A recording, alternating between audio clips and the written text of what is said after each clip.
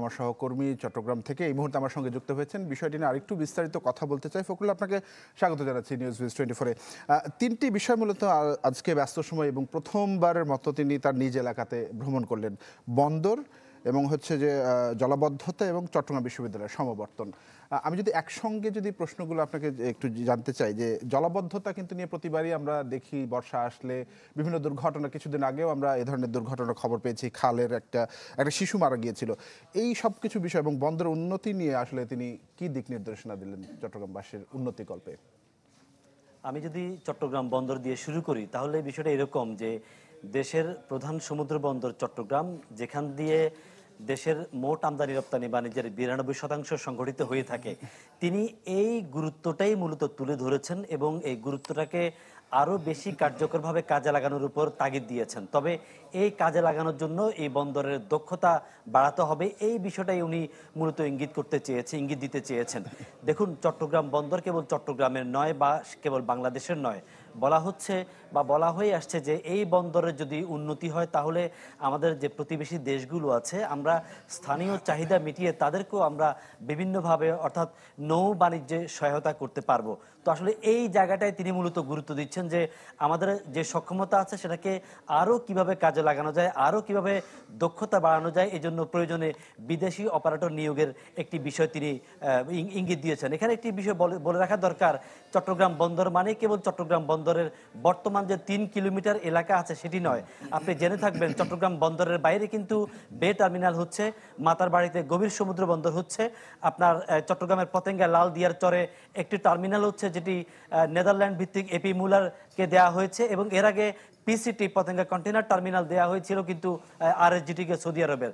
তো আসলে বন্দরের বাইরে যে টার্মিনালগুলো হচ্ছে সেখানে বিদেশি অপারেটর আসছে, তারা কাজ করছে, এতে করে সবার মধ্যে এক ধরনের উচ্ছ্বাস আছে এবং বিদেশি বিনিয়োগকে সবাই স্বাগত জানাচ্ছে। তবে এখানে একটি কথা আছে যে আসলে বন্দরের ভেতরে এনসিটি গত সরকারের সময় কিন্তু দুবাই ভিত্তিক যে ডিপি ওয়ার্ল্ড আছে তাদেরকে দেওয়ার একটা সিদ্ধান্ত হয়েছে, যার বিরোধিতা করে আসছে কিন্তু বিভিন্ন পক্ষ। বলা হচ্ছে যে বন্দরের অভ্যন্তরে বিদেশি কোনো অপারেটরকে সম্পৃক্ত করা ঠিক হবে না। তো প্রধান উপদেষ্টা মূলত এই বিষয়ে ইঙ্গিত দিয়েছেন। তিনি বলেছেন যে আসলে যারা এই গুরুত্বটা উপলব্ধি করতে পারছে না তারাই মূলত বিরোধিতা করছে, এবং তাদেরকে বোঝানোর কথা বলেছেন যে যারা এটার বিরোধিতা করছেন তাদেরকে বোঝাতে হবে, বলতে হবে, তাদেরকে এর গুরুত্ব সম্পর্কে তুলে ধরতে হবে। তবে কোনো জনমতের বিপক্ষে গিয়ে কোনো কিছু করার পক্ষে তিনি বলেননি। তিনি বলেছেন যে দেশের মানুষকে বুঝিয়ে নিয়েই কিন্তু এই বন্দরের ভিতরে ডিপি ওয়ার্ল্ডকে আনতে হবে।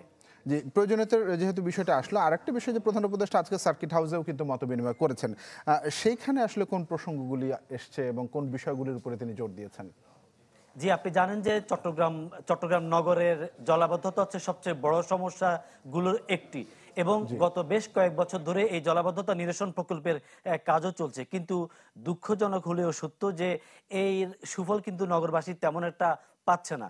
তো প্রধান উপদেষ্টা সিটি মেয়র সহ অন্য সংশ্লিষ্টদের কাছ থেকে জানতে চেয়েছেন মূলত যে এতদিনে যে কাজ হয়েছে এবং আগামী যে বর্ষা আসছে সে বর্ষায় আসলে কতটুকু সুফল পাওয়া যাবে। তো সিটি মেয়র সেখান থেকে বেরিয়ে পরে গণমাধ্যমের মুখোমুখি হয়েছেন। তিনি জানিয়েছেন যে তিনি আশ্বস্ত করেছেন এই প্রধান উপদেষ্টাকে যে আসলে শতভাগ নয় বা 75% নয়, সর্বোচ্চ 50% এবার হয়তো সুফল নগরবাসীকে দেয়া যাবে। এছাড়াও তিনি খালগুলোর যে সংস্কার, নালাগুলোর যে সংস্কার এবং সেই জায়গায় যে নিরাপত্তা ঝুঁকি করেছেন যে এবারের বর্ষা হয়তো আমরা ভিন্ন চিত্র দেখতে পাবো। আরেকটি বিষয় আপনার সঙ্গে একটু জানতে চাইবো আপনার কাছ থেকে, চট্টগ্রাম বিশ্ববিদ্যালয়ের এবারের যে সমাবর্তনটি একেবারে ভিন্ন রকম, ভিন্ন পরিবেশে, এই বিষয় নিয়ে প্রধান উপদেষ্টার আসলে দিক নির্দেশনা বা কি মন্তব্য করেছেন তিনি? আসলে চট্টগ্রাম বিশ্ববিদ্যালয় হচ্ছে প্রধান উপদেষ্টার একটা আবেগের জায়গা। তিনি দীর্ঘদিন চট্টগ্রাম বিশ্ববিদ্যালয়ে শিক্ষকতা করেছেন। শিক্ষকতাকালে বিশ্ববিদ্যালয়ের পাশে জোবরা গ্রামে তিনি একটি বিশেষ কার্যক্রম আর্থিক যে তার যে ক্ষুদ্র ঋণ কর্মসূচি তিনি সেখানে সেটি শুরু করেছেন, যাকে ভিত্তি করে পরবর্তীতে গ্রামীণ ব্যাংক হয়েছে, এবং এরই পথ ধরে তিনি বিশ্বের যে সর্বোচ্চ পুরস্কার শান্তিতে নোবেল পুরস্কার পেয়েছেন, এবং বিশ্ববরেণ্য অর্থনীতির যে খেতাব তার পালকে যুক্ত হয়েছে, সফলতার পালকে যুক্ত হয়েছে। তো আসলে এই অর্থনীতির জায়গাগুলো তিনি এই এই আজকে সমাবর্তনে মূলত তিনি উল্লেখ করেছেন। তার অভিজ্ঞতার কথাগুলো তিনি জানিয়েছেন। শিক্ষার্থীদেরকে কিভাবে জনকল্যাণমুখী শিক্ষা গ্রহণ করে মানুষের কেবল ব্যবসা উপযোগী শিক্ষা নয়, যে সাধারণ মানুষের আর্থিক জীবনমানের উন্নয়ন কিভাবে ঘটাতে হবে, সেই কাজেই কিন্তু এই অর্থনীতিকে কাজে লাগানোর জন্য তিনি তাগিদ দিয়েছেন। এবং এরপরে তিনি তার এই যে নিজের গ্রাম বাথুয়া, সে বাথুয়াতে যান, সেখানে সাধারণ মানুষজনের সাথে, এলাকাবাসীর সাথে, তার আত্মীয় স্বজনের সাথে তিনি মত বিনিময় করেছেন এবং তার স্মৃতি রোমন্থন করেছেন। দীর্ঘদিন পরে তিনি সেখানে গেছেন। তো বলা যায় যে আসলে দিনব্যাপী প্রধান উপদেষ্টা চট্টগ্রামবাসীর সাথে তার মূল্যবান সময় কাটিয়েছেন। যে একটি ব্যস্ততম দিন তিনি পার করেছেন এবং একই সঙ্গে আরেকটি বিষয় তিনি বলেছেন যে লক্ষ্য নির্ধারণ করে পড়াশোনা করতে। ফখরুল শাহীন, অনেক ধন্যবাদ ফখরুল ইসলাম আপনাদেরকে আমাদের নিউজ ভিউজে যুক্ত হবার জন্য।